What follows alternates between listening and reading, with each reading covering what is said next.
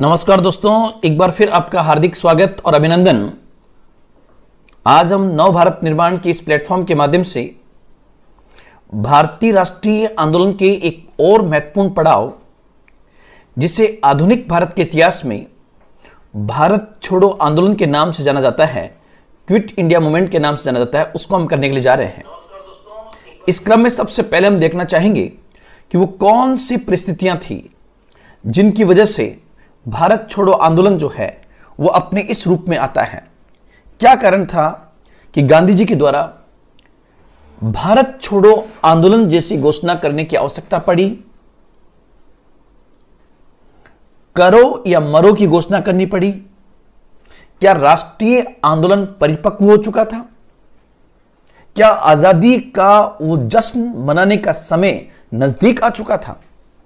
वो तमाम चीजें, साथ ही साथ इससे पहले वाली क्लास में मैंने आपको स्पष्ट रूप से बताया था कि भारत विभाजन के लिए आंदोलन तेज हो चुका था। मुस्लिम लीग ने 1940 के लाहौर अधिवेशन में पृथक राष्ट्र का प्रस्ताव पास कर दिया था और मोहम्मद अली जिन्ना लगातार द्विराष्ट्र के सिद्धांत के तहत, टू नेशन थ्योरी के तहत पृथक राष्ट्र की मांग कर रहे थे। देश में सांप्रदायिक दंगे बढ़ रहे थे, ब्रिटिश का निरंकुश रवैया बढ़ता जा रहा था। साथ ही साथ सेकेंड वर्ल्ड वॉर के कारण गरीबी और बेरोजगारी अपने चरम पर थी। तो उन स्थितियों के अंदर आप लोग ध्यान रखना, एक मूवमेंट शुरू होता है जिसे आधुनिक भारत के इतिहास में हम भारत छोड़ो आंदोलन के नाम से जानते हैं। इस भारत छोड़ो आंदोलन की पूरी कहानी मैं आपके सामने प्रस्तुत करूंगा। साथ ही साथ पूरा डायमेंशन होगा कि यहां से आपके प्री एग्जाम में किस प्रकार से प्रश्न बन सकते हैं और मेंस एग्जाम में किस प्रकार से प्रश्न यहां पर बन सकते हैं। तो ध्यान रखना दोस्तों, सबसे पहले हम यह देखने का प्रयास करेंगे कि भारत छोड़ो आंदोलन जो शुरू हुआ, उस आंदोलन के पीछे का वास्तविक कारण क्या थे। सबसे पहले 3 मेजर रीजन तो मैं आपके सामने प्रस्तुत कर रहा हूं। नंबर 1, पहला कारण था कि मार्च 1942 के अंदर, आप लोग ध्यान रखना कि मार्च 1942 में जो क्रिप्स मिशन भारत में आता है, उस क्रिप्स मिशन से भारतीयों को बहुत आशा थी कि ये पॉजिटिवली कुछ चीजें कहकर जाएंगे। लेकिन उस क्रिप्स मिशन ने, आप देख रहे हो सर स्टीफर्ड क्रिप्स जो लेबर पार्टी का नेता था, वो गांधी जी के साथ हंसी मजाक करते हुए। लेकिन दोस्तों आप लोग ध्यान रखना, जिस क्रिप्स मिशन को मैंने दिखाया, उस मिशन ने भारतीयों के साथ टाइम पास के अलावा कुछ भी नहीं किया। अर्थात क्रिप्स मिशन अपनी रिपोर्ट में कहता है कि युद्ध के बाद संविधान सभा का गठन कर दिया जाएगा। तो यहां पर पहला बिंदु जिसको लेकर झगड़ा हुआ वो था युद्ध के बाद संविधान सभा का गठन। और वो संविधान सभा जो है वो बेसिकली देशी रियासतों और ब्रिटिश भारतीय प्रांतों दोनों से मिलकर बनेगी। लेकिन संविधान सभा के जो मेंबर हैं, जो भारतीय प्रांतों से आएंगे, वो निर्वाचित होंगे, जबकि देशी रियासतों से मनोनीत होंगे। इसलिए मनोनयन के मुद्दे पर, युद्ध के बाद के मुद्दे पर कांग्रेस जो है वो क्रिप्स मिशन से नाराज होती है। दूसरी बात इन्होंने कही, क्रिप्स ने कहा कि ब्रिटिश सरकार चाहती है कि भारतीयों को, भारत को डोमिनियन स्टेटस का दर्जा दिया जाए। ध्यान रखना, इस बिंदु ने बेसिकली आग में घी का काम किया। अर्थात जो भारतीयों के बीच असंतोष था, वो असंतोष और अधिक बढ़ गया, क्योंकि 1929 में ही पंडित जवाहरलाल नेहरू ने लाहौर अधिवेशन में घोषणा करती थी कि अब कांग्रेस का लक्ष्य जो है वो केवल और केवल पूर्ण स्वराज है। अंग्रेजों ने इसको कुचलने का प्रयास किया और जले पर नमक छिड़कने का प्रयास किया जब उन्होंने कहा कि भारत को डोमिनियन स्टेटस दे दिया जाएगा। तो यहां पर दोस्तों ध्यान रखना, इस डोमिनियन स्टेटस के मुद्दे ने कहीं ना कहीं कांग्रेस को और भारत के तमाम नेताओं को नाराज करने में बहुत बड़ी भूमिका अदा की। सबसे बढ़कर क्रिप्स मिशन की रिपोर्ट का लास्ट पॉइंट था कि ब्रिटिश सरकार संविधान सभा द्वारा बनाए गए संविधान को तभी स्वीकार करेगी जब उस संविधान के अंदर अल्पसंख्यकों की सुरक्षा की बात कहेगी। मतलब इन्होंने संविधान बनाया नहीं, संविधान सभा बनाई नहीं, उससे पहले इतनी शर्तें रख दी। इसलिए मंशा स्पष्ट थी कि ये कुछ नहीं करना चाहते थे। इसलिए दोस्तों पहला बिंदु जो भारत छोड़ो आंदोलन का था वो नंबर होगा क्रिप्स मिशन के नकारात्मक प्रावधान, नेगेटिव प्रोविजंस जो उसके थे। नंबर एक। नंबर दो, आपको पता होगा दोस्तों कि अगर हम भारत को देखें तो भारत के दक्षिण पूर्व में आपको पता है साउथ ईस्ट में इंडिया के ये जो पार्ट है एशिया महाद्वीप का, जिसको हम कहते हैं इंडो चाइना पेनिनसुला, इस इंडो चाइना प्रायद्वीप के अधिकांश हिस्से ब्रिटेन के पास में थे और यहां पर मान लीजिए जापान था। तो जापान तेज गति से दक्षिण पूर्वी एशिया की ओर बढ़ रहा था। उसने मलय प्रायद्वीप पर कब्जा कर लिया था जो बेसिकली ब्रिटेन के पास में था। साथ ही साथ जापानी सेनाएं बढ़ते हुए म्यांमार की तरफ आ चुकी थी और म्यांमार भी उनके नियंत्रण में था। और साथ ही साथ आपको बता दूं कि वो बेसिकली नागालैंड तक पहुंच चुके थे। इस प्रकार एक डर भारतीयों में सता रहा था कि कहीं जापान भारत पर कब्जा न कर ले। तो सेकंड पॉइंट जो आप लोगों को ध्यान रखना है वो सेकंड पॉइंट था कि सेकंड वर्ल्ड वॉर में जापान का भारत पर हमले की आशंका। जापान की हमारे से कोई लड़ाई नहीं थी दोस्तों, लेकिन क्योंकि आप लोगों को यहां पर ध्यान रखना है कि जापान बेसिकली ब्रिटिश के साथ उनकी दुश्मनी थी और भारत ब्रिटिश का उपनिवेश था, इसलिए बर्मा होते हुए तेज गति से जापानी यहां बढ़ते हैं और कोहिमा और इंफाल तक पहुंच जाते हैं। उनका यहां तक पहुंचना एक प्रकार से भारत जैसे देश के लिए अत्यंत खतरनाक था। तो सेकंड पॉइंट जो होगा भारत छोड़ो आंदोलन का वो था जापानी हमले की पूरी संभावना। और तीसरा दोस्तों आप लोग ध्यान रखना, यह वह समय था जब हमारा राष्ट्रीय आंदोलन अपनी परिपक्व अवस्था में पहुंच चुका था। लोग सड़कों पे मूवमेंट कर रहे थे कि अब हमें आजादी चाहिए।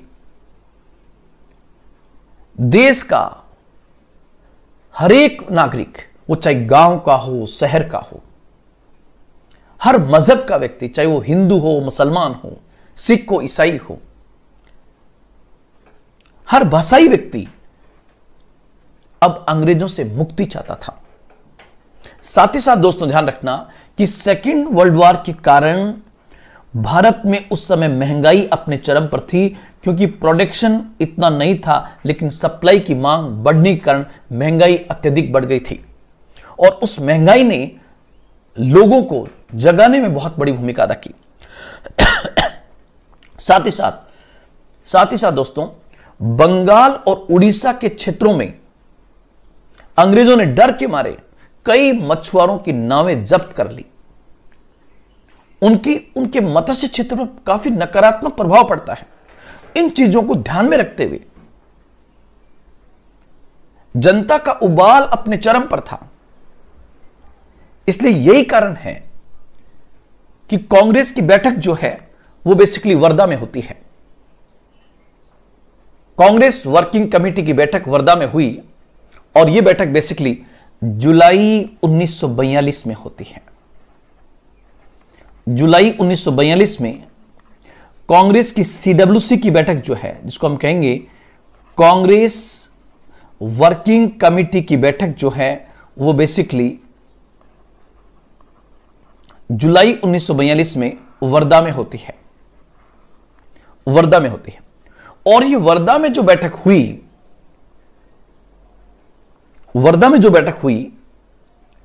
उस बैठक में गांधी जी ने यह कहा, जो आप फोटो देख रहे हो गांधी जी का दोस्तों, गांधी कहते हैं कि उस समय काफी गुस्से में थे और गांधी जी ने कहा कि दोस्तों अब वक्त आ गया है, हमें पूरी ताकत के साथ, पूरे जोश के साथ, पूरे उत्साह के साथ अंग्रेजों के इस तानाशाही शासन का विरोध करना चाहिए।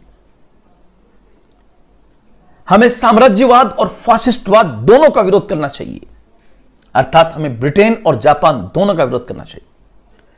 तभी दोस्तों पीछे एक कार्यकर्ता बैठा था और वो कार्यकर्ता हल्का हल्का मुस्कुरा रहा था।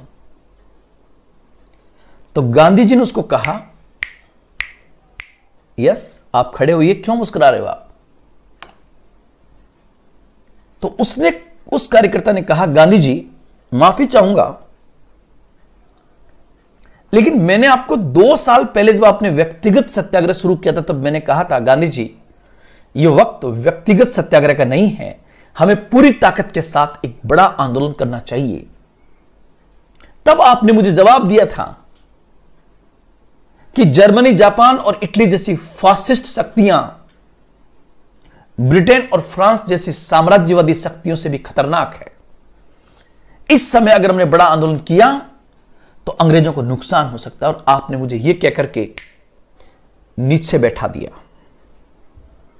तो गांधी जी से मैं आपसे पूछना चाहता हूं, गांधी जी, मैं गुस्ताखी के लिए माफी चाहता हूं गांधी जी, लेकिन आप मुझे बताइए कि अब भी तो साम्राज्यवाद वर्सेज फासिस्टवाद है, साम्राज्यवादी शक्तियां फासिस्टवादी शक्तियों से लड़ रही है,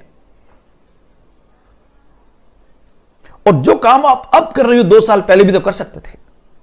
कहते हैं कि उस कार्यकर्ता की बातों से गांधी ने उसको कहा बैठ जाओ, और गांधी जी एकदम गुस्से में आ गए, और गांधी ने कांग्रेस वर्किंग कमेटी की उस भरी सभा में कहा कि आप लोग ये मत सोचना, गांधी जी वर्धा कमेटी में बोलते हैं कि आप लोग ये मत सोचना कि मैं कांग्रेस के पीछे हूं, बल्कि ध्यान रखना पूरी की पूरी कांग्रेस मेरे पीछे है। आप लोगों ने आज तक जितना काम किया उतना तो मैं अगर एक मुट्ठी धूल उड़ा दूं तो आपसे बड़ा मूवमेंट कर सकता हूं।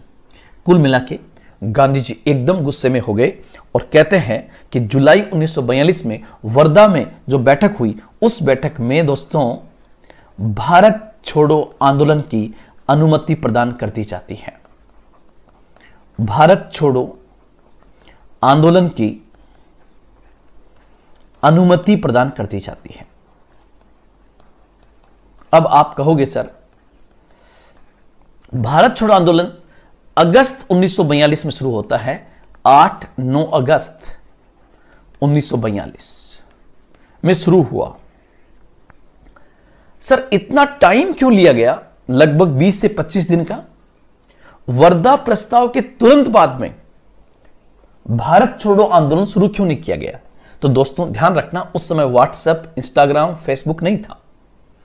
आम जनता तक इस संदेश को पहुंचाने के लिए टाइम चाहिए था, इसलिए वर्धा प्रस्ताव में कह दिया गया कि सब लोग जो हो सके, संभव हो सके, वो 8 अगस्त 1942 को बॉम्बे के ग्वालियर टैंक में पहुंचे।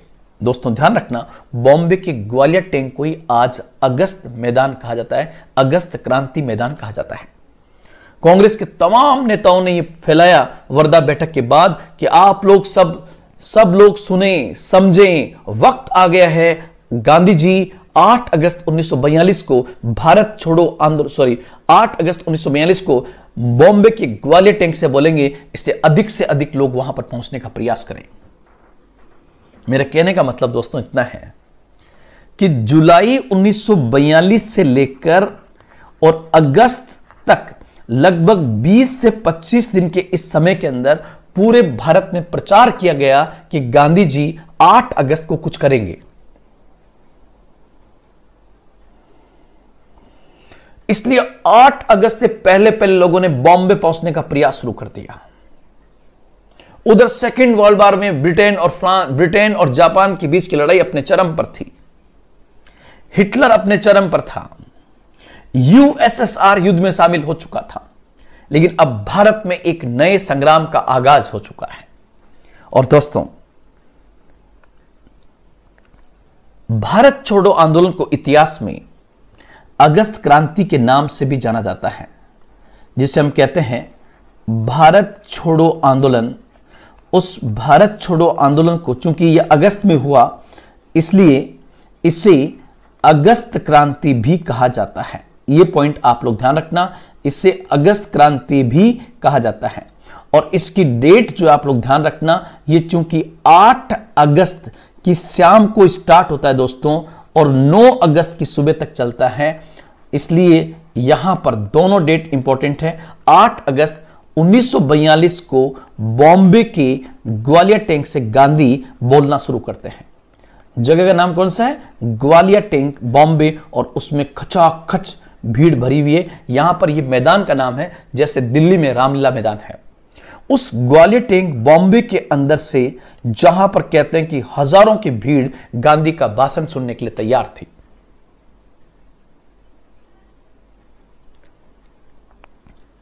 और जो ग्वालियर टैंक नहीं पहुंच चुका, भारत बहुत बड़ा देश था, आवागमन के इतने साधन थे नहीं, सिर्फ और सिर्फ रेडियो था, तो रात को 8 बजे लोगों ने रेडियो लगाना शुरू कर दिया कि सुनते हैं कि आज गांधी बाबा क्या कहेंगे।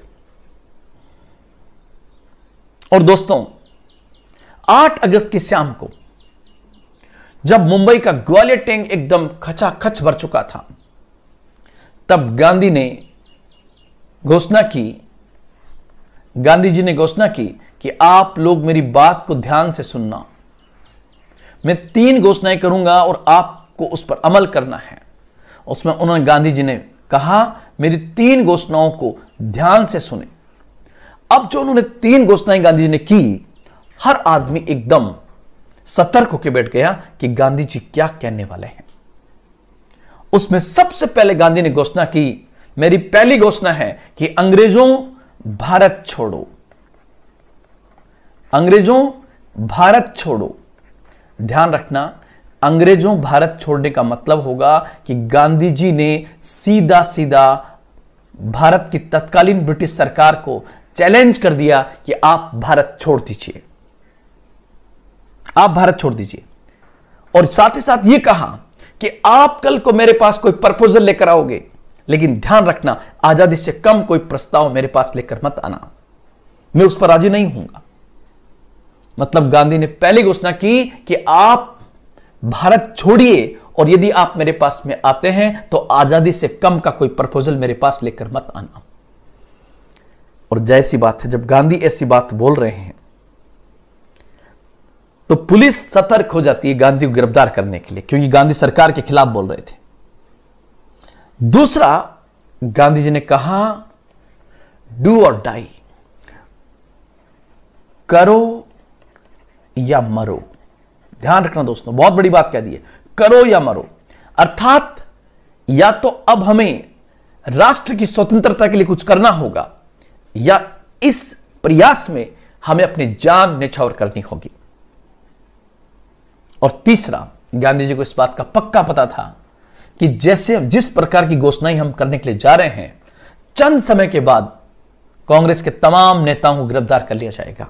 इसलिए दोस्तों, यहां पर गांधी ने एक बहुत अच्छी सूझबूझ वाली बात कही, और गांधी ने कहा कि आप सब लोगों का लक्ष्य एकदम क्लियर है, और हमारा टारगेट होगा कि अंग्रेजों भारत छोड़ो, और इसके लिए हमें कुछ करना होगा। और लेकिन ध्यान रखना, आप किसी के भरोसे मत रहना।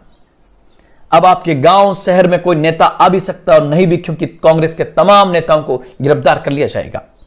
तो तीसरी बात उन्होंने बहुत इंपॉर्टेंट कही, और वो कही कि अब प्रत्येक व्यक्ति अपना नेता स्वयं होगा,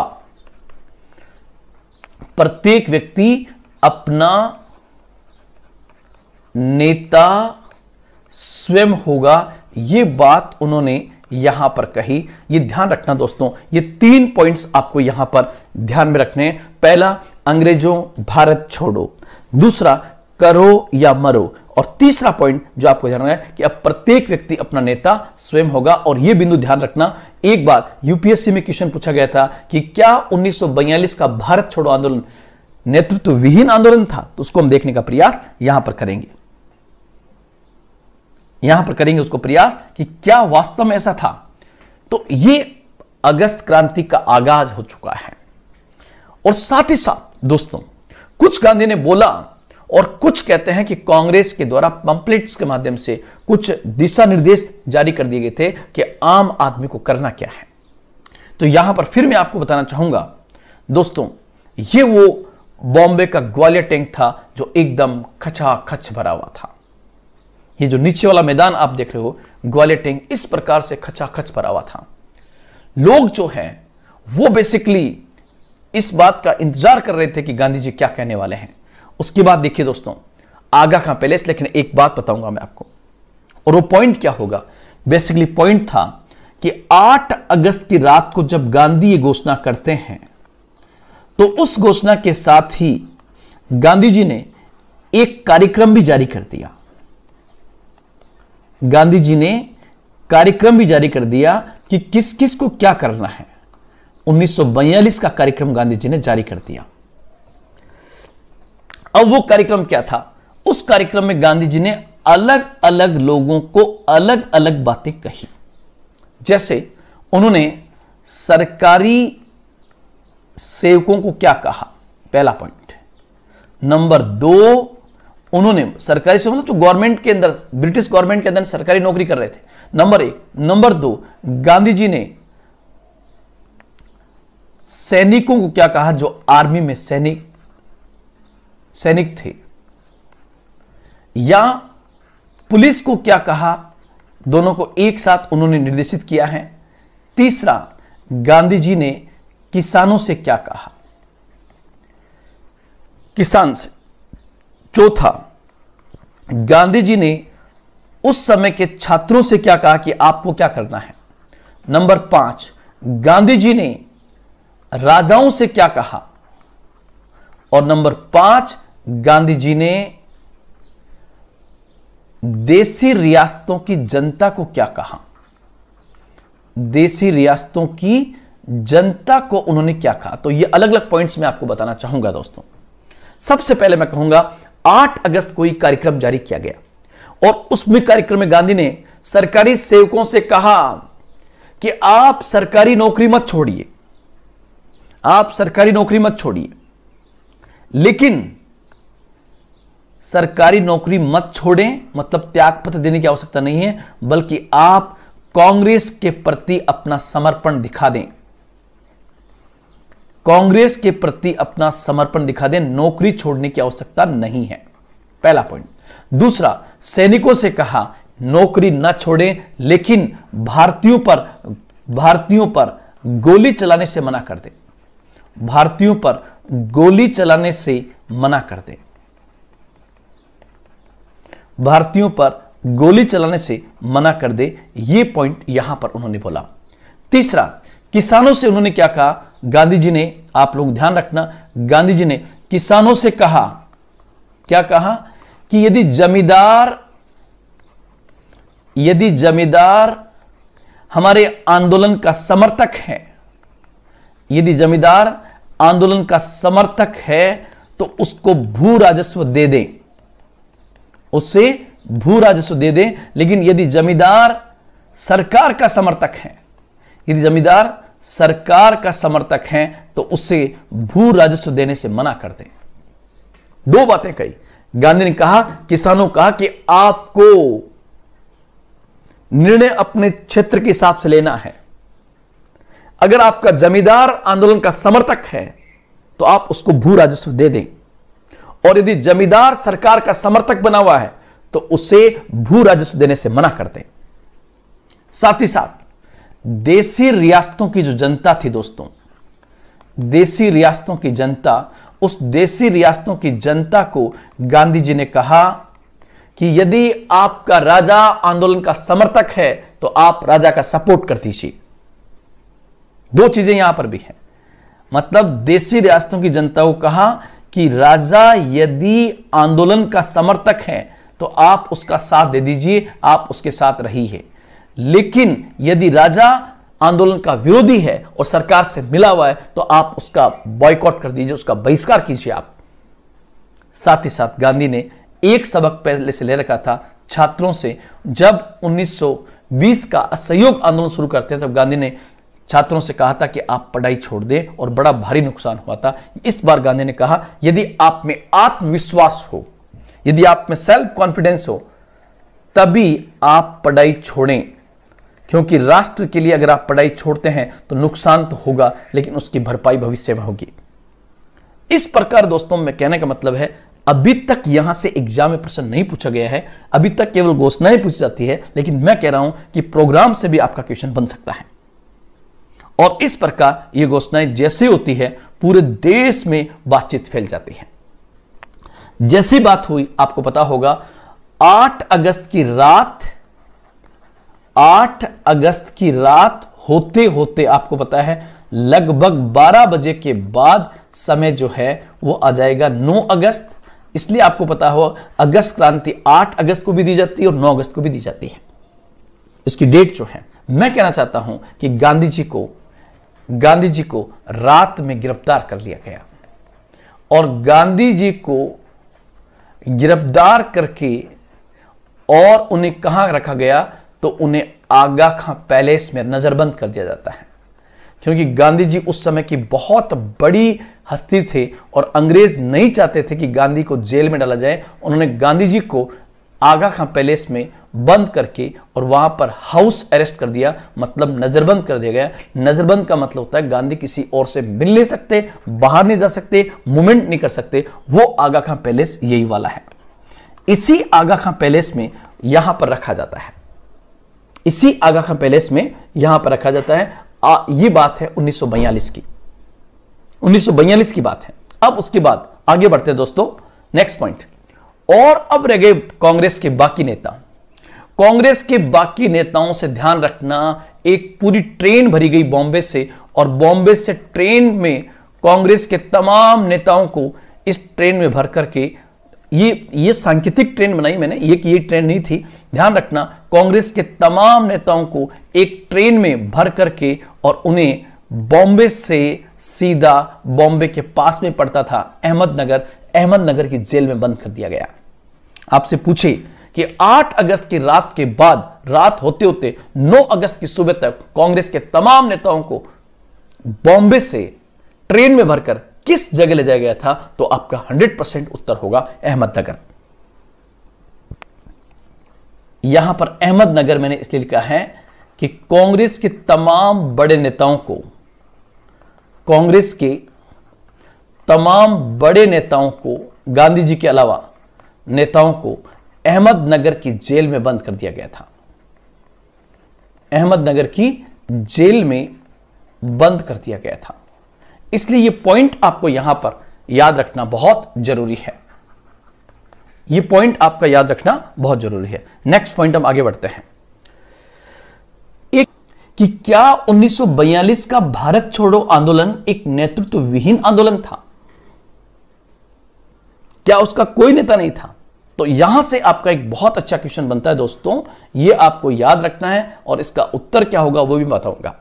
सबसे पहले यहां पर आप क्या करोगे, एक भूमिका बनाओगे।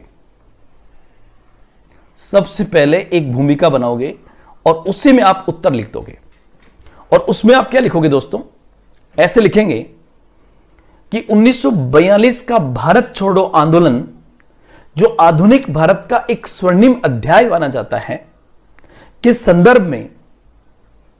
संदर्भ में यह कहा जाता है कि गांधी जी द्वारा अंग्रेजों के भारत छोड़ने की घोषणा के बाद 9 अगस्त की सुबह तक कांग्रेस के तमाम नेताओं को ट्रेन में भर करके अहमदनगर की जेल में बंद कर दिया गया था।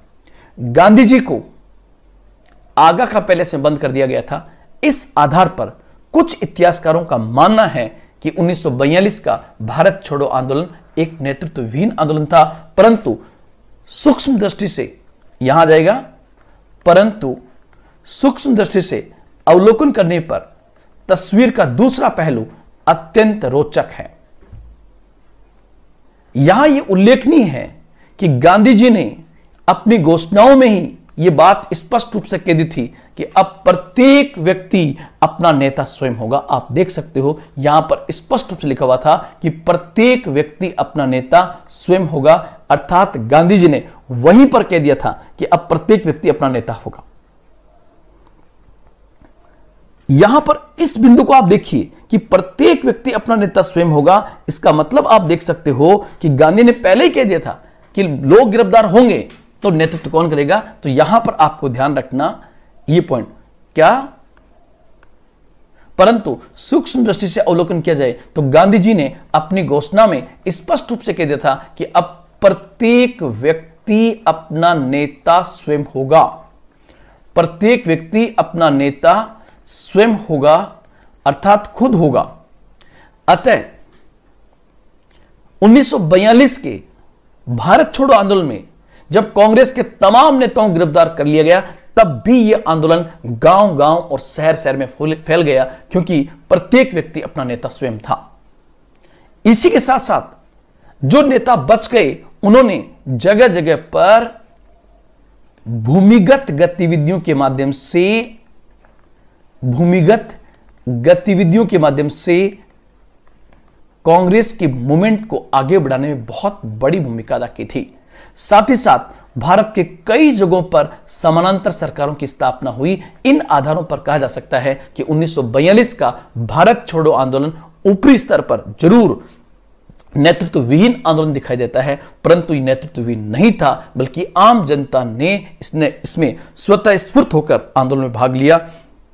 यही कारण है कि इसे वापस नहीं लिया गया, लेकिन इसमें हजारों लोगों ने अपने त्याग और बलिदान के माध्यम से राष्ट्र के लिए समर्पित सेवा में एक नई तस्वीर पेश करती। तो ये पॉइंट आपको यहां पर जानना है। अब आगे बढ़ते हैं। ये देखिए आप, भूमिगत गतिविधियां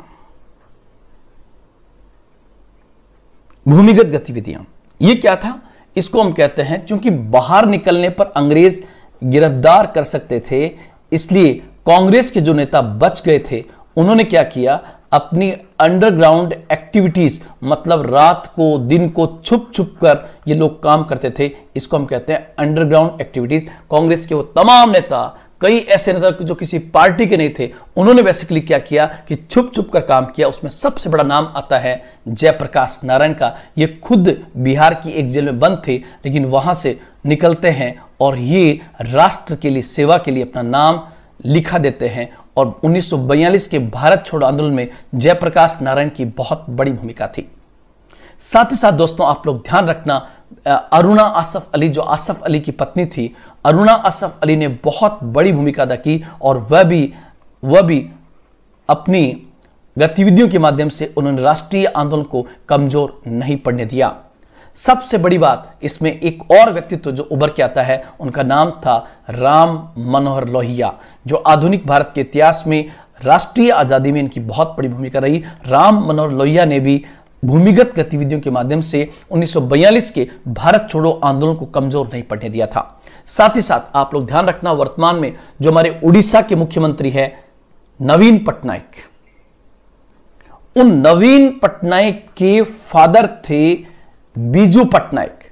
ध्यान रखना, बीजू पटनायक ने भी बहुत बड़ी भूमिका उस समय अदा की थी। साथ ही साथ दोस्तों, एक नाम और ध्यान रखना, उषा मेहता। उषा मेहता ने तो बाकायदा अंडरग्राउंड एक रेडियो स्टेशन की स्थापना कर दी थी। उषा मेहता, आपसे पूछे कि 1942 के भारत छोड़ो आंदोलन के दौरान रेडियो स्टेशन की स्थापना किसने की, तो उत्तर होगा उषा मेहता। साथ ही साथ अच्युत पटवर्धन, ये ऐसे अनेकों नेता थे जिन्होंने इस आंदोलन को कमजोर नहीं पड़ने दिया, बल्कि सतत रूप से इस आंदोलन के साथ लगे रहे। तो ये पॉइंट आपको यहां पर याद रखना है। इन्होंने अपनी गतिविधियों के माध्यम से एक नया प्रकार का जोश भर दिया था। ये लगातार अंग्रेजों से छुपते छुपते राष्ट्रीय आंदोलन को कई प्रकार से इन्होंने प्राणवायु फूंकी, इसलिए आज आधुनिक भारत के इतिहास में इनको याद किया जाता है। उसके बाद दोस्तों, 1942 का भारत छोड़ो आंदोलन जब चल रहा था, तो मैं आपको एक चीज और बताऊं कि अंग्रेजों की भारत के कई क्षेत्रों में पकड़ कमजोर हो गई और कई जगह पर समानांतर सरकारों की स्थापना होती है। आप कहोगे सर, समानांतर सरकार क्या होती है? इसको हम कहते हैं एस्टेब्लिशमेंट ऑफ पैरेलल गवर्नमेंट्स। तो उस समय के ब्रिटिश भारत में आप लोग ध्यान रखना, उस समय का जो ब्रिटिश भारत था, उस ब्रिटिश भारत में तीन जगहों पर समानांतर सरकारों की स्थापना होती है। वो तीन स्थान कौन से दोस्तों? तो यहां पर आप लोग ध्यान रखना, नंबर 1 पहला स्थान था बलिया। आप कहोगे सर बलिया वर्तमान में कहां पर है? बलिया वर्तमान में यूपी के अंदर है। उस समय यूपी का नाम था यूनाइटेड प्रोविंस, और वहां पर चित्तू पांडे नाम की शख्सियत ने अंग्रेजों के खिलाफ वहां पर समानांतर सरकार की स्थापना कर दी थी, चित्तू पांडे। तो ये पहला पॉइंट आप लोग ध्यान रखना, हम भी उस वीर व्यक्ति को सलाम करते हैं। तो पहला पॉइंट चित्तू पांडे, नंबर 1। नंबर 2 दूसरा व्यक्ति, सेकंड पॉइंट आप लोग ध्यान रखना, दूसरा तामलुक। आप कहोगे सर तामलुक कहां पड़ता है? तो तामलुक बेसिकली पश्चिम बंगाल, मतलब उस समय के बंगाल में था। तामलुक मिदनापुर डिस्ट्रिक्ट के अंदर था, और यहां पर बेसिकली एक बाकायदा एक समिति बनती है, इसको कहते हैं सशस्त्र विद्युत वाहिनी। सशस्त्र विद्युत वाहिनी के द्वारा यहां पर बाकायदा एक पैरेलल गवर्नमेंट की स्थापना की जाती है। तामलुक कहां पड़ता है? तामलुक बंगाल में मिदनापुर डिस्ट्रिक्ट के अंदर था। तीसरा नाम आप लोग दोस्तों ध्यान रखना, तीसरा था सतारा। सतारा कहां पर होगा? जहां से मराठों के राज्य का उद्भव हुआ, तो सतारा बेसिकली महाराष्ट्र में पड़ता है। और यहां पर भी बेसिकली एक समानांतर सरकार की स्थापना हुई, और इस समानांतर सरकार को स्थापित करने में सबसे बड़ी भूमिका थी नाना पाटिल की। नाना पाटिल, वाईवी चौहान, इन लोगों ने बड़ा साहस दिखाते हुए सतारा के अंदर सरकार स्थापित की। यहां पर आप लोग ध्यान रखना एग्जाम के पॉइंट से, इन 3 समानांतर सरकारों में कौन सी सरकार सबसे अधिक समय तक चलती है? तो ध्यान रखना सतारा की सरकार की जो अवधि थी वो सबसे ज्यादा थी। सतारा में जो सरकार बनी उस सरकार की जो अवधि थी वो इनमें सबसे ज्यादा थी। तो ये पॉइंट भी आपको यहां पर स्पेशली ध्यान रखना है, इसकी अवधि ज्यादा थी। ये एग्जाम में क्वेश्चन पूछा गया। 3 जगह पर समानांतर सरकार की स्थापना हुई, बलिया, तामलुक, सतारा। और समानांतर गवर्नमेंट का मतलब होता है भारत में ब्रिटिश सरकार को चैलेंज करते हुए उसकी जड़ों को वहां से उखाड़ फेंकना और अपनी एक पैरेलल गवर्नमेंट को स्थापित करना। तो यह भी एक बहुत इंपॉर्टेंट पॉइंट मैंने आपको यहां पर बताया दोस्तों। उसके बाद नेक्स्ट पॉइंट, अब यहां पर देखिए 1942 का भारत छोड़ो आंदोलन चलता रहा, और इस आंदोलन के दौरान मैं आपको बताना चाहूंगा कि इस आंदोलन के दौरान स्कूल, कॉलेज, फैक्ट्रियों में राष्ट्रीय आंदोलन का तांता लग गया। राष्ट्रवाद ने व्यापक रूप ले लिया। संयुक्त प्रांत, बिहार, उड़ीसा, महाराष्ट्र, मद्रास प्रेसिडेंसी के हर कोने के अंदर 1942 का भारत छोड़ो आंदोलन फैल चुका था। और अगर आपसे कहो कि सर 1942 के भारत छोड़ो आंदोलन की, अगर आपसे क्वेश्चन थोड़ा सा यह पूछ ले कि 1942 का जो भारत छोड़ो आंदोलन था उस आंदोलन की विशेषताएं क्या थी, अगर आपसे पूछे कि इस आंदोलन की विशेषताएं क्या थी, तो दोस्तों आप लोग ध्यान रखना 1942 का भारत छोड़ो आंदोलन एक ऐसा आंदोलन था नंबर 1 जिसे अंग्रेजों ने वापस नहीं लिया। सॉरी, अगर आपसे पूछे कि 1942 का जो भारत छोड़ो आंदोलन था उस आंदोलन की बेसिकली विशेषताएं क्या थी, तो पहली विशेषता, ये ऐसा आंदोलन था जिसे गांधी जी ने वापस नहीं लिया। पहला पॉइंट, यह पहला ऐसा आंदोलन था जिसमें भूमिगत गतिविधियां देखने को मिली, अंडरग्राउंड एक्टिविटीज, भूमिगत गतिविधियां देखने को मिली। तीसरा, यह ऐसा आंदोलन था जिसमें भारत में जगह जगह पर समानांतर सरकारों की स्थापना हुई। यह पहला ऐसा आंदोलन था, आप लोग यहां पर ध्यान रखेंगे, यह एक स्वतः स्फूर्त आंदोलन था, अर्थात जब तमाम नेताओं को गिरफ्तार कर लिया गया इसके बावजूद भी यह चलता रहा।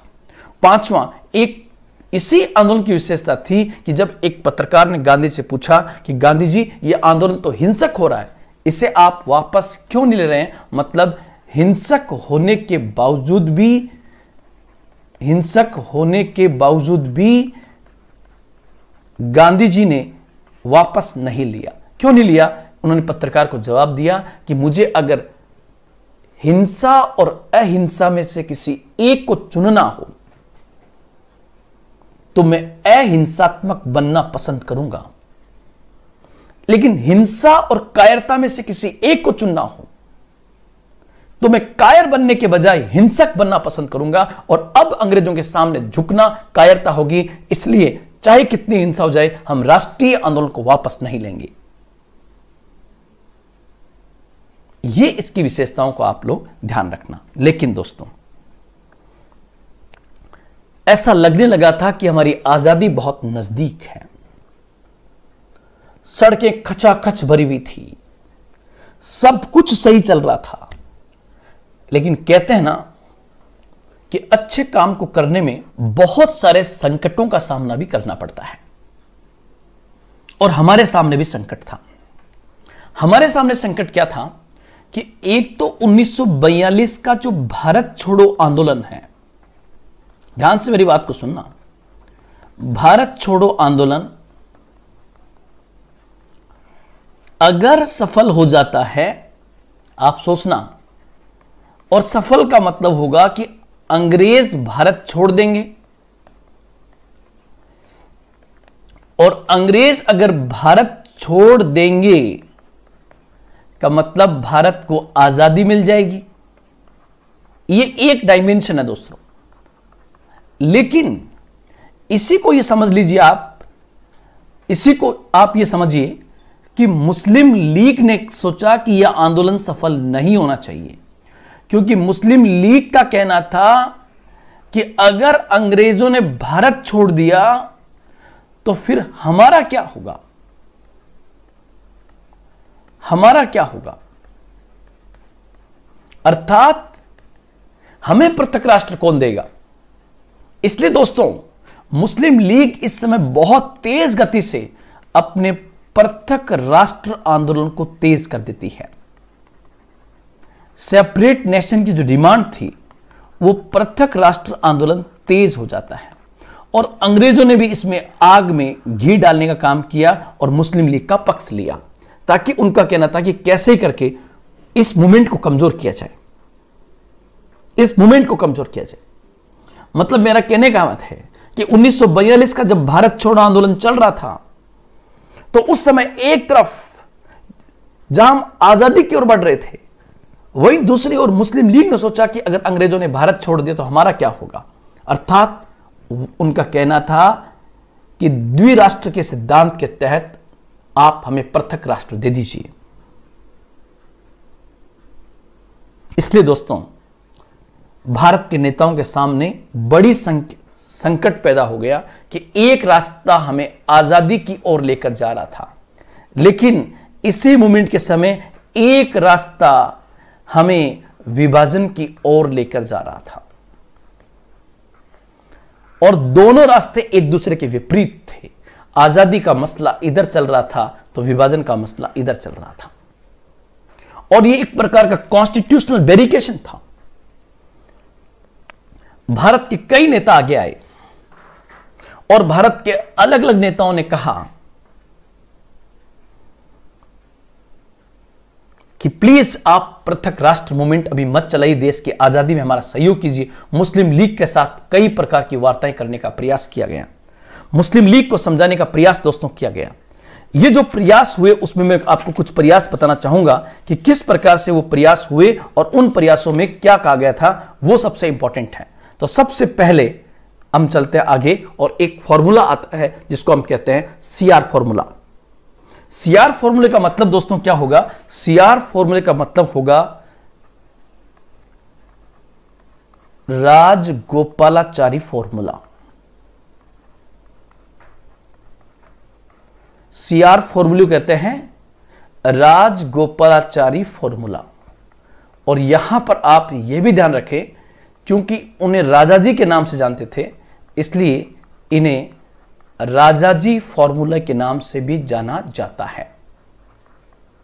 राजाजी फॉर्मूला भी कहते हैं या इसको सीआर फॉर्मूला भी कहते हैं। अब आप कहोगे सर ये राजगोपालाचारी कौन थे? तो सी राजगोपालाचारी बेसिकली कांग्रेस के बड़े नेता थे, कांग्रेस के वरिष्ठ नेता थे सी राजगोपालाचारी।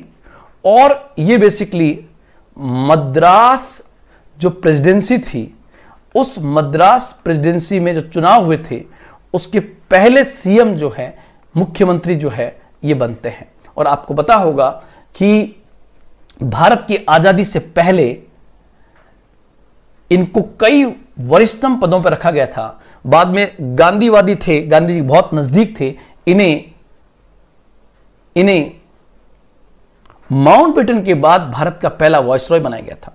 ये बंगाल के राज्यपाल भी रहे, कुछ समय के लिए भारत के गृह मंत्री भी रहे सीआर, और ये गांधी जी के बहुत नजदीक थे, ध्यान रखना आप लोग।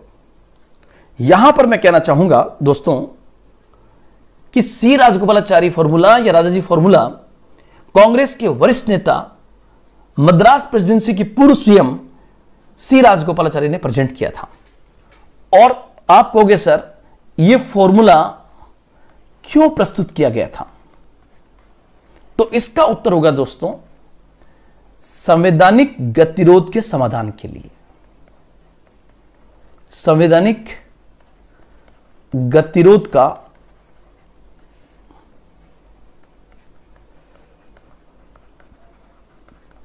समाधान करने के लिए, to solve the constitutional verification, संवैधानिक गतिरोध के समाधान के लिए यह फॉर्मूला प्रेजेंट किया था। आप कहोगे सर संवैधानिक गतिरोध क्या था? गतिरोध कहते हैं, जैसे मान लीजिए आप एक रूम लेकर रहते हैं और आपका उद्देश्य आईएएस बनना,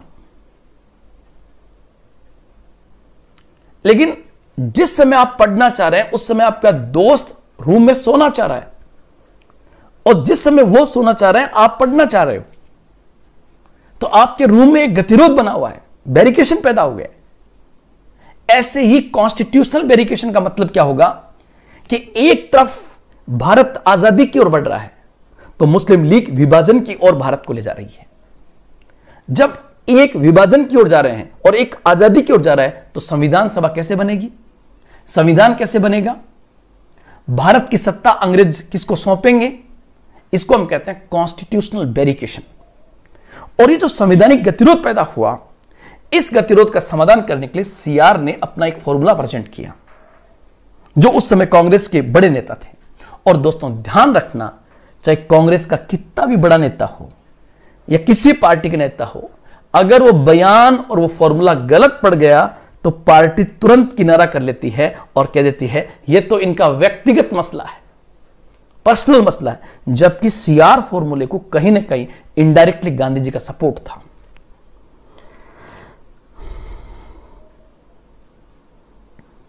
अब यहां पर आप लोग ध्यान रखना दोस्तों, मैं कहना चाहता हूं कि बेसिकली जो यहां पर सीआर फॉर्मूला था, उस सीआर फॉर्मूले के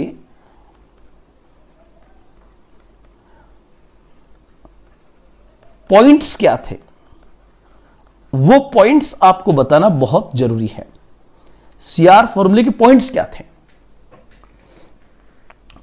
फॉर्मूले के नंबर 1, पहला पॉइंट जो इन्होंने दिया वो दोस्तों दिया क्या? नंबर 1 क्या दिया कि मुस्लिम लीग, क्योंकि उस समय मुस्लिम लीग पाकिस्तान की मांग कर रही, इन्होंने कहा मुस्लिम लीग भारत की आजादी का समर्थन करे। मुस्लिम लीग भारत की आजादी का समर्थन करें, यह पहला पॉइंट। मुस्लिम लीग भारत की आजादी का समर्थन करे। और दूसरा पॉइंट में इसी के साथ जोड़ दूं, एवं मुस्लिम लीग अंतरिम सरकार, मुस्लिम लीग अंतरिम सरकार बनाने में कांग्रेस का सहयोग करे। कांग्रेस का सहयोग करे, इसका मतलब क्या होगा दोस्तों? अंग्रेज भारत का संविधान लागू होने से पहले भारत की सत्ता जिस सरकार को सौंपेंगे उस सरकार को अंतरिम सरकार कहते हैं। अंतरिम का मतलब लास्ट नहीं होता है, अंतरिम INTRIM, अंतरिम गवर्नमेंट का मतलब किसी देश का संविधान बनने से पहले उस देश की सत्ता जिसको सौंपी जाती है उसे अंतरिम सरकार कहते हैं। तो 2 फॉर्मूले दिए सीआर ने। ये कब की बात है दोस्तों? 1944 की बात है, ये 1944 की बात है। नंबर 1, मुस्लिम लीग भारत की आजादी का सपोर्ट करे। दूसरा, मुस्लिम लीग अंतरिम सरकार बनाने में कांग्रेस का सहयोग करे। और तीसरा पॉइंट में व्हाइट में डाल देता हूं, तीसरा पॉइंट इन्होंने कहा, थर्ड पॉइंट क्या कहा कि युद्ध के पश्चात, मतलब अभी तो युद्ध चल रहा है, युद्ध के पश्चात और युद्ध के पश्चात जितने भी मुस्लिम बाहुल्य क्षेत्र हैं, मुस्लिम बाहुल्य क्षेत्र में एक कमीशन के माध्यम से जनमत संग्रह करा लिया जाएगा। और जनमत संग्रह कहते हैं दोस्तों रेफरेंडम को, कि जनमत संग्रह करा लिया जाएगा कि वास्तव में मुसलमान क्या चाहते हैं।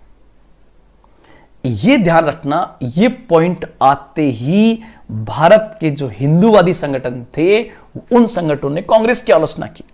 और जाहिर सी बात तो सही आलोचना थी, क्योंकि अभी आपने ऐसी बात कैसे कह दी कि युद्ध के बाद मुस्लिम बाहुल्य क्षेत्रों में जनमत संग्रह करा लिया जाएगा। मतलब आपने तो सीधा सीधा थाली मुस्लिम लीग के हाथ में पकड़ा दी। अभी तो विभाजन की बात ही नहीं हो रही। हां, मुस्लिम लीग भारत मुस्लिम लीग विभाजन की बात करी, लेकिन आप क्यों कर रहे हो? जैसे ही इसकी आलोचना हुई, कांग्रेस ने कहा कि सीआर फॉर्मूला सी राजगोपालाचारी का उनका व्यक्तिगत मसला है। और चौथा पॉइंट ध्यान रखना दोस्तों, इन्होंने एक पॉइंट जो और बोला, मैं थोड़ा ऊपर ले जा रहा हूं उस पॉइंट को। इन्होंने कहा कि अगर ऐसा हुआ, युद्ध के पश्चात मुसलमानों ने कह दिया जनमत संग्रह के माध्यम से कि हम अलग राष्ट्र चाहते हैं, तो उन्होंने कहा कि देश के विभाजन की स्थिति में, देश के विभाजन की स्थिति में एक कॉमन सेंटर का निर्माण कर दिया जाएगा। और वो कॉमन सेंटर दोनों को संभाल लेगा। उस कॉमन सेंटर के पास क्या क्या पॉइंट होंगे? संचार, कम्युनिकेशन, वाणिज्य, कॉमर्स और रक्षा जैसे विभाग उस कॉमन सेंटर के पास में होंगे, और बाकी सब अपना अपना संभाल लेंगे। मतलब एक प्रकार से मैं कहूं तो दोस्तों 1947 में भारत का विभाजन नहीं हुआ था। भारत के विभाजन के बीज तो बहुत पहले बो दिए गए थे। लेकिन दोस्तों हद तो तब हो गई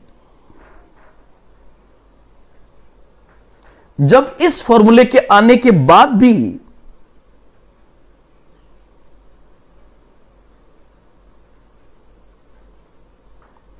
मोहम्मद अली जिन्ना ने इसे अस्वीकार कर दिया। और मोहम्मद अली जिन्ना ने, मैं कहना चाहूंगा कि जिन्ना यहां पर बड़ा रिजिड हो गया था। मोहम्मद अली जिन्ना ने इस फॉर्मूले को अस्वीकार कर दिया। तब आप कहोगे उसने फॉर्मूले को अस्वीकार क्यों किया? तो उसने 2 पॉइंट्स बोले, शायद आपको समझ में आए नहीं आए, मैं समझाने का प्रयास करूंगा।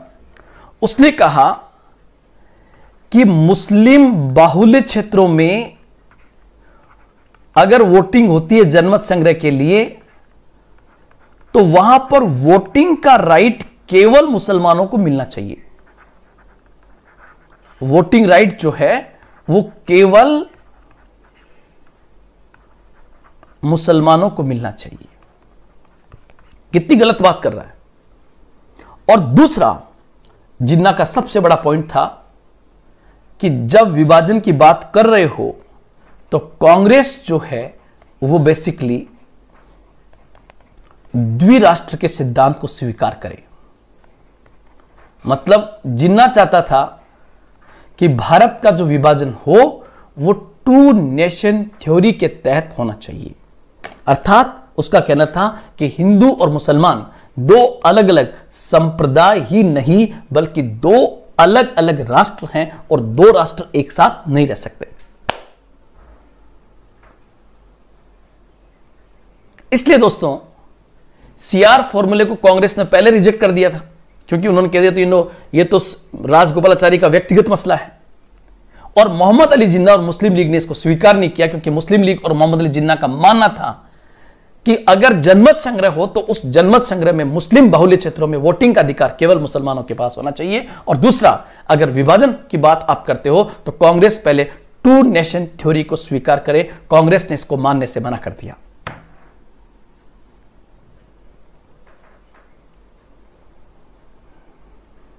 अब आगे बढ़ते हैं। जब बात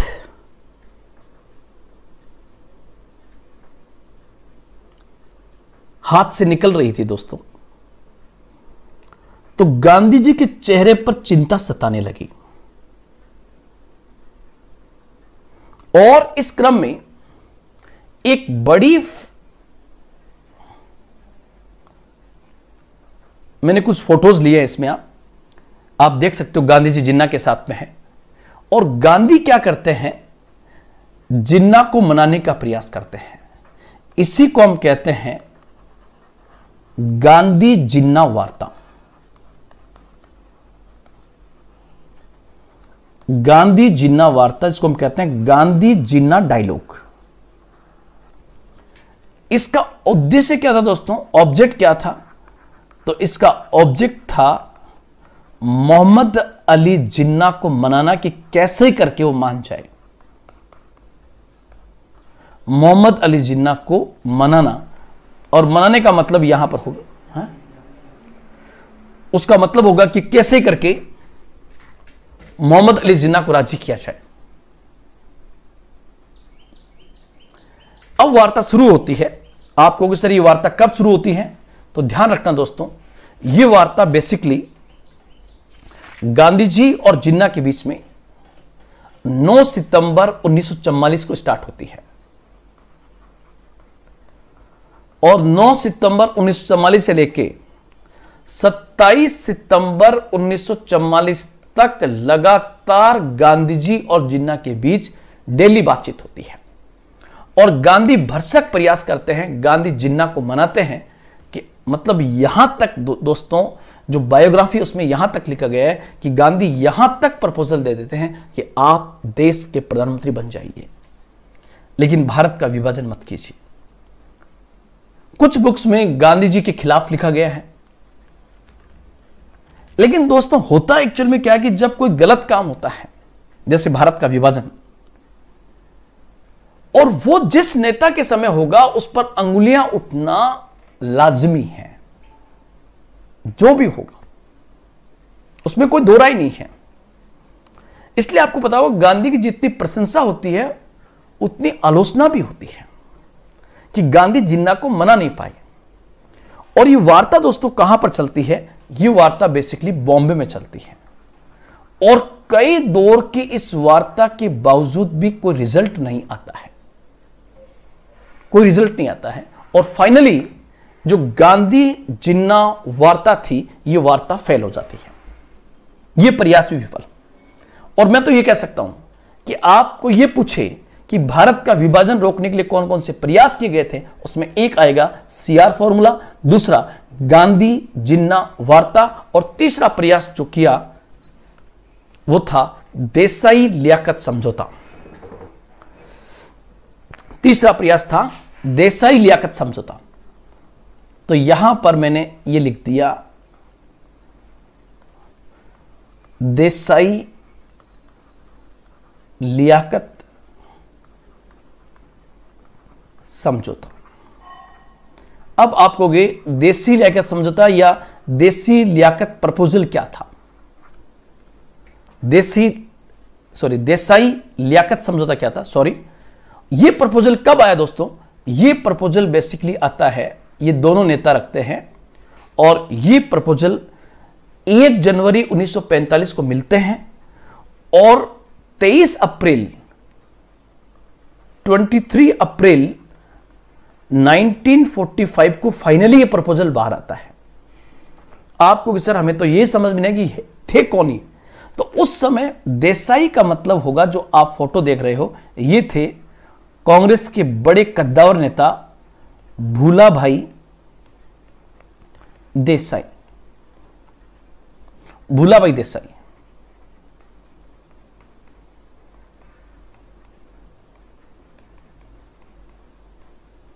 और ये उस समय जो भारत का केंद्रीय विधानमंडल था, जो सेंट्रल लेजिस्लेचर था, उस सेंट्रल लेजिस्लेचर के ये सदस्य थे और गांधी के काफी नजदीक माने जाते हैं। केंद्रीय विधानमंडल के सदस्य थे। और एक नाम आता दोस्तों लियाकत अली का। लियाकत अली कौन था? तो लियाकत अली जो है ये भी उस समय, देखो ये केंद्रीय विधानमंडल के सदस्य, लेकिन किस पार्टी के दोस्तों? तो इनकी पार्टी का नाम था कांग्रेस। और लियाकत अली जो है वो बेसिकली वो भी केंद्रीय विधानमंडल के सदस्य थे और ये बेसिकली मुस्लिम लीग के नेता थे। और शायद आपको जानकर अचंभा हो कि यही लियाकत अली पाकिस्तान के पहले प्रधानमंत्री बनते हैं। पाकिस्तान के फर्स्ट पीएम बनते हैं। मोहम्मद अली जिन्ना ने बड़ी मूर्खता की, उन्होंने वायसरॉय बनने का फैसला किया, जबकि वायसरॉय तो अंग्रेजों के शासन में होता था। लेकिन कहते हैं ना कि मती मारी जाती है। अब देसाई लियाकत समझौते ने भी भारत का विभाजन रोकने का एक प्रयास किया था। उस प्रयास में कांग्रेस के भूलाभाई देसाई और मुस्लिम लीग के लियाकत अली शामिल थे।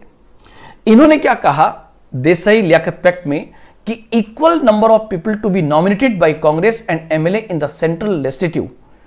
मतलब यहां पर ये लाइन पूरी नहीं है, मैं आपको बताना चाहूंगा। इसमें बिंदु ये था कि जो अंतरिम सरकार बनाई जाए, मुद्दा किसका है? अंतरिम सरकार का। कि अंतरिम सरकार बनने वाली है, मतलब अंग्रेज जिसको सत्ता सौंपेंगे, उस अंतरिम सरकार के अंदर कांग्रेस और मुस्लिम लीग के बराबर सदस्य सेंट्रल लेजिस्लेचर से अंतरिम सरकार में नॉमिनेट किए जाएं।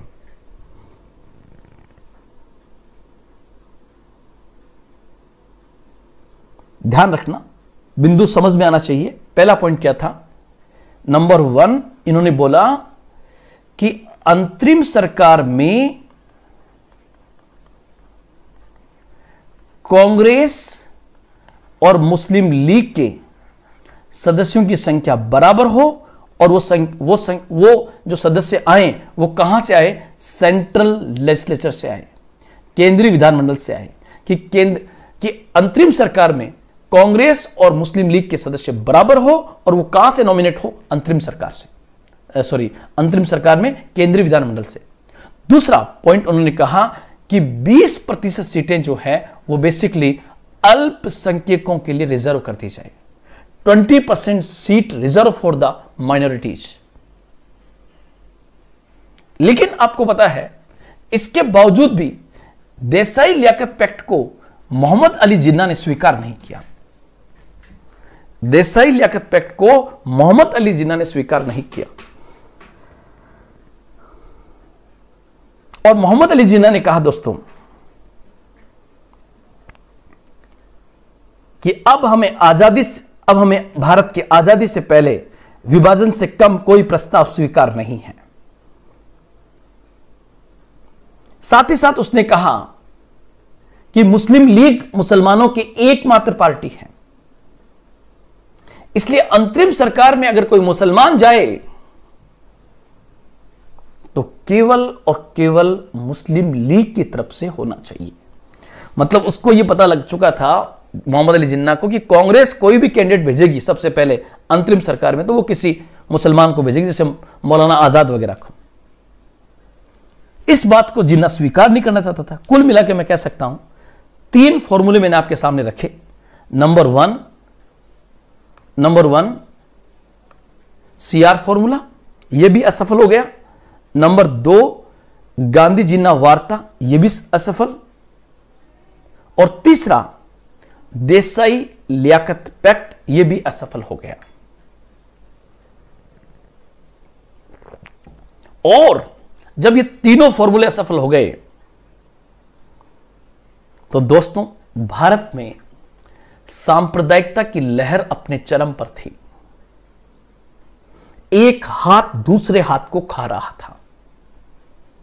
मुस्लिम लीग का मोहम्मद अली जिन्ना रिजिड था,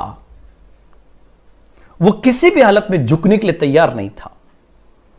जब वो झुकने के लिए तैयार नहीं था तब इसके बाद आपको पता होगा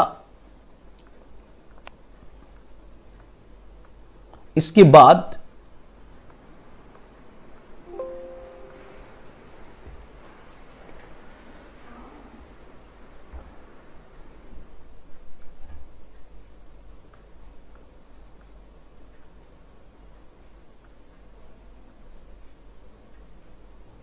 मैं एक बात बताना चाह रहा था आपको। देखो आप, इसके बाद क्या होता है कि मैंने कहा 1936 से लेकर 1943 तक वाइसरॉय था लॉर्ड लिनलिथ को, और लॉर्ड लिनलिथ को क्या करता है, जलते हुए भारत को छोड़ के चला जाता है। और उसके बाद आता है लॉर्ड वेवेल। और लॉर्ड वेवेल जो था दोस्तों, ये उस समय का ब्रिटिश भारतीय वाइसरॉय था। ये उस समय का ब्रिटिश भारतीय वाइसरॉय था। और उस समय एक्चुअल में क्या हुआ कि भारत में सांप्रदायिक दंगे बढ़ रहे हैं। साथ ही साथ 1945 में सेकेंड वर्ल्ड वॉर समाप्त हो चुका है, लगभग समाप्त हो चुका है। और ब्रिटेन के अंदर 1945 में चुनाव होने वाले हैं। इसलिए वहां से लॉर्ड वेवेल पर दबाव है कि आप कैसे करके कोई समझौता इनके बीच कराइए, क्योंकि अंतरराष्ट्रीय स्तर पर हमारी छवि खराब हो रही है।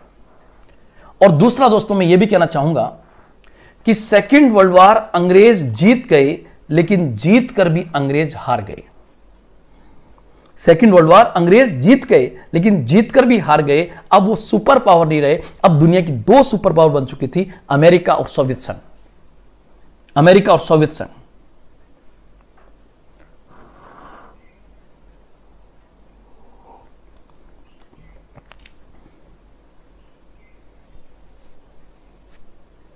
तो लॉर्ड वेवेल क्या करता है, 1945 में रेडियो के माध्यम से वो एक घोषणा करता है।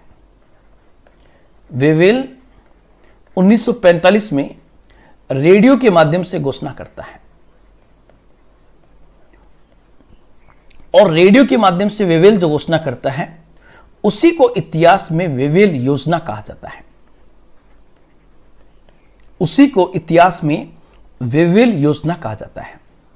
और मैं आपको यह बताना चाहूंगा कि जिस समय वेवेल ये योजना घोषित कर रहा है, वो तारीख है 14 जून 1945। और आपको पता है इसके 2 महीने बाद सेकेंड वर्ल्ड वॉर समाप्त हो जाएगा। लेकिन ये तय था कि युद्ध, second world war Britain France जीत चुके हैं और ब्रिटेन के अंदर चुनाव होने वाले थे। उस चुनाव से पहले अंग्रेज अपनी छवि सुधारना चाहते थे। साथ ही साथ अब भारत अंग्रेजों के किसी काम का नहीं रह गया था, यह भी तय है। भारत में सांप्रदायिक दंगे अपने चरम पर थे। मोहम्मद अली जिन्ना जैसे लोग उनके गले की हड्डी बन चुके थे, जिसको न निगल सकते थे न निकाल सकते थे। इसलिए भारत के हालात को देखते हुए 14 जून 1945 को रेडियो के माध्यम से तत्कालीन ब्रिटिश भारतीय वाइसरॉय वेवेल एक योजना घोषित करता है, जिसे इतिहास में वेवेल योजना के नाम से जानते हैं।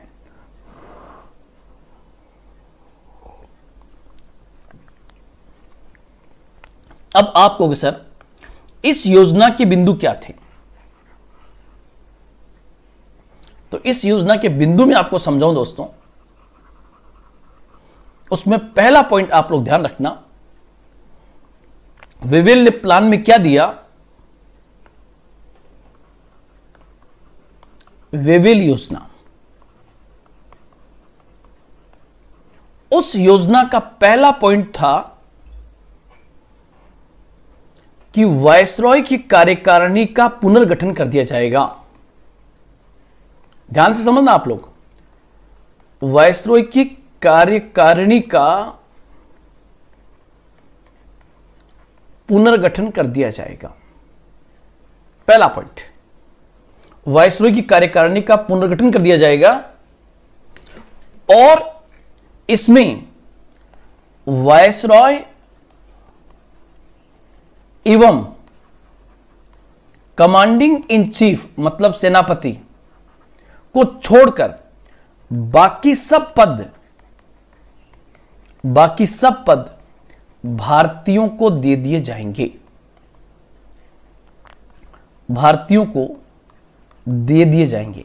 अगर मैं इसको आसान भाषा में, एक छात्र की भाषा में कहूं तो लॉर्ड वेवेल ने क्या स्वीकार कर लिया? लॉर्ड वेवेल ने कहा कि भाइयों लड़ो मत, कोई आजादी की मांग कर रहा है, कोई विभाजन की मांग कर रहा है, मैं तुम्हें भरोसा दिलाता हूं कि आप इस वायसरॉय की कार्यकारिणी का पुनर्गठन कर लीजिए, हम पुनर्गठन कर देते हैं, हमारे को केवल 2 पद दे दीजिए, बाकी सब पद आप रख लीजिए जब तक आपका संविधान नहीं बन जाता है। देखो, अंग्रेजों ने 1757 से लेकर 1909 तक कभी भी भारतीयों को एग्जीक्यूटिव में नहीं रखा, सेंट्रल एग्जीक्यूटिव। 1909 में पहली बार एक भारतीय को शामिल किया गया था, इसका नाम था सत्येंद्र प्रसाद सिन्हा, मिंटो मार्ले एक्ट के द्वारा। 1919 में पहली बार वायसरॉय की कार्यकारिणी में 3 भारतीयों को रखा गया था और अब इस स्थिति में आ गए कि 2 पद हमें दे दो, बाकी सब पद तुम ले लो, लेकिन लड़ो मत। देखिए आप, पहला पॉइंट। दूसरा, सेकंड पॉइंट, इन्होंने कहा कि जो कार्यकारिणी होगी, कार्यकारिणी कौन सी? वायसरॉय की कार्यकारिणी परिषद में स्वर्ण हिंदू और मुसलमानों की संख्या बराबर रखी जाएगी ताकि किसी प्रकार का विवाद न पैदा हो। संख्या बराबर रखती जाएगी। पहला, वायसरॉय की कार्यकारिणी का पुनर्गठन कर दिया जाएगा और उसमें वायसरॉय और कमांडर इन चीफ इन 2 पदों को छोड़कर ये 2 पद अंग्रेजों के पास रहेंगे, बाकी सब पद भारतीयों को दे दिए जाएंगे। पहला पॉइंट। दूसरा, कार्यकारिणी परिषद में स्वर्ण हिंदू और मुसलमानों की संख्या बराबर रखी जाएगी। स्वर्ण हिंदू मतलब होता अपर क्लास हिंदू। और तीसरा, थर्ड पॉइंट ये कहा गया कि गवर्नर जनरल मतलब वायसरॉय, लिख देता हूं मैं डायरेक्टली, कि वायसरॉय की, तीसरा पॉइंट जो इन्होंने कहा, तीसरा पॉइंट कि वायसरॉय के वीटो पावर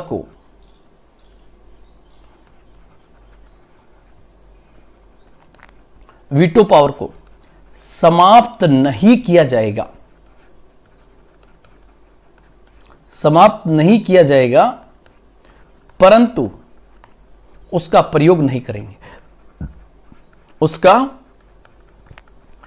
प्रयोग नहीं करेंगे। मतलब ये पूरी तरह से झुकने के लिए तैयार हैं। क्या कह रहे हैं कि वायसरॉय के वीटो पावर को समाप्त नहीं करेंगे, समाप्त तो नहीं कर सकते, लेकिन विश्वास दिलाते हैं कि उसका प्रयोग भी नहीं करेंगे। अब दोस्तों,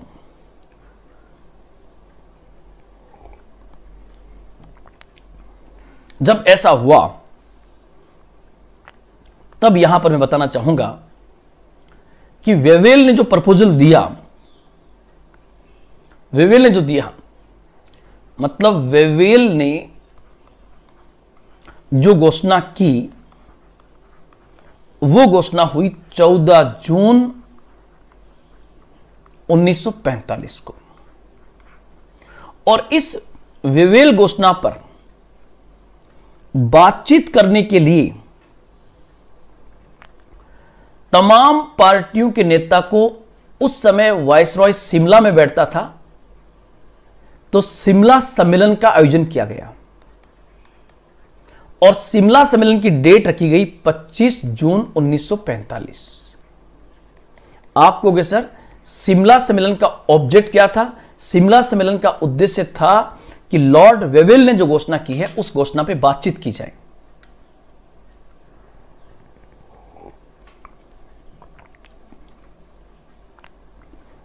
उस घोषणा पे बातचीत की जाए। इसलिए शिमला सम्मेलन में कई पार्टियों के प्रतिनिधि आए, लेकिन जो कुल रिप्रेजेंटेटिव थे, कुल प्रतिनिधि जो यहां पर आए, उनकी संख्या दोस्तों 21 थी। टोटल 21 आए। इसमें कांग्रेस की ओर से कौन गया दोस्तों? तो आप लोग ध्यान रखना, कांग्रेस की ओर से इसमें थे मौलाना आजाद, क्योंकि मौलाना आजाद उस समय कांग्रेस के अध्यक्ष हुआ करते थे, तो मौलाना आजाद को भेजा गया। और मुस्लिम लीग की तरफ से इसमें आते हैं मोहम्मद अली जिन्ना। मुस्लिम लीग की तरफ से आते हैं मोहम्मद अली जिन्ना। इसके साथ साथ और भी कई लोग आए, उनके नाम की आप यहां पर आपको आवश्यकता नहीं है, लेकिन जस्ट ये ध्यान रखना, ये पॉइंट आपको यहां पर याद रखना है। अब क्या शिमला सम्मेलन सफल रहा? क्या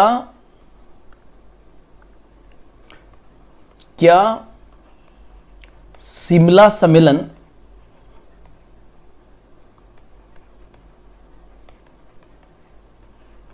सफल रहा? तो दोस्तों मैं कहना चाहूंगा कि यह सम्मेलन भी बेसिकली असफल हो गया। और असफल क्यों हुआ?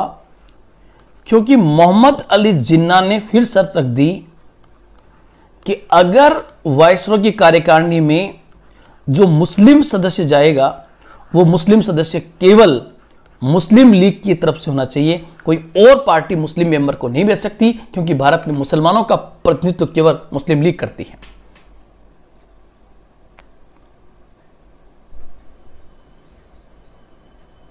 मतलब मुस्लिम लीग का कहना था कि वायसरॉय की कार्यकारिणी में अगर कोई मुसलमान मेंबर हो तो मुस्लिम लीग के अलावा किसी और पार्टी का नहीं होना चाहिए।